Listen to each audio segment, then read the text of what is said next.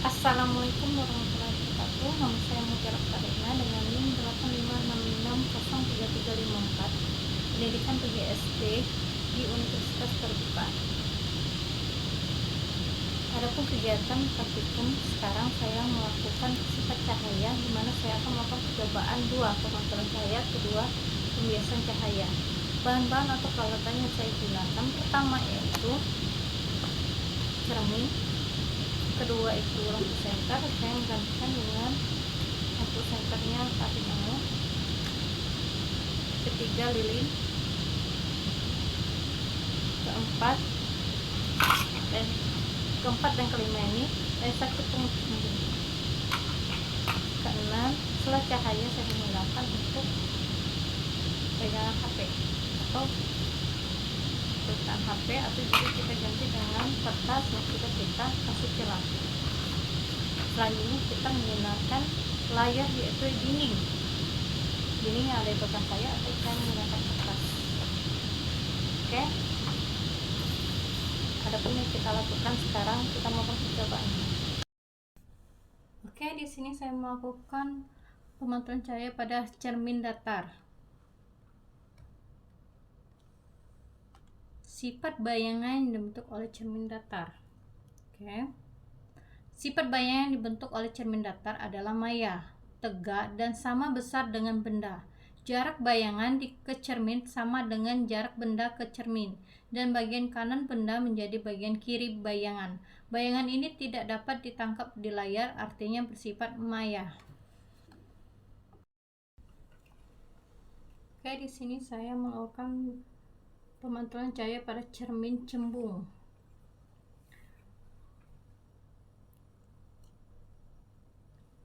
Gambar jalannya berkas sinar pada cermin cembung.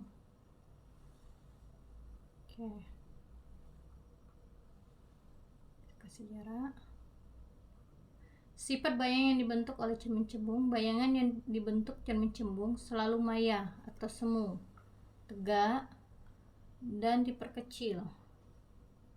Bayangan maya artinya bayangan tidak dapat ditangkap di layar dan hanya dapat dilihat secara visual. Cermin cembung juga dikenal sebagai cermin divergen karena cahaya akan menyebar selalu mengenai permukaan.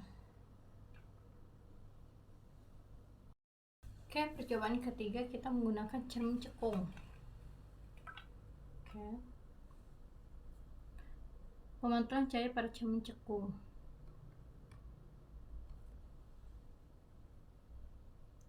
Sekarang pertama ini kita menggunakan jarak lilin dengan cermin cekung, yaitu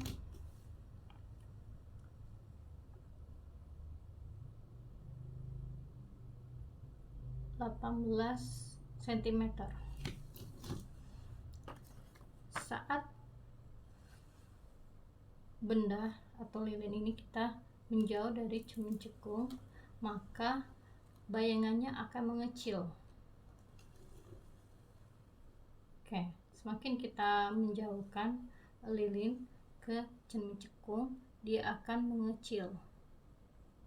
Oke, sifat bayangan yang dibentuk oleh cermin cekung ini secara umum, cermin cekung membentuk bayangan yang dapat bersifat nyata atau maya, terbalik atau tegak, dan diperbesar atau diperkecil, tergantung pada posisi benda terhadap cermin. Penting untuk diingat bahwa sifat bayangan ini sangat dipengaruhi oleh jarak benda terhadap titik fokus dan titik pusat kelengkungan cermin cekung.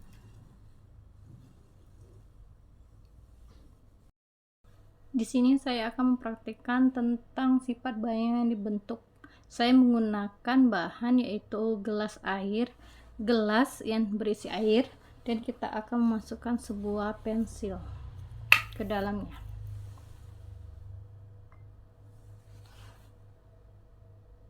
Bisa kita lihat pensilnya dimasukkan ke dalam gelas berisi air kan tampak patah atau bengkok. Hal ini disebabkan oleh pembiasan cahaya refleksi yang terjadi saat cahaya melewati udara dan kembali ke udara setelah pantulan dari pensil. Sifat bayangan yang terbentuk, bayangan tidak sebenarnya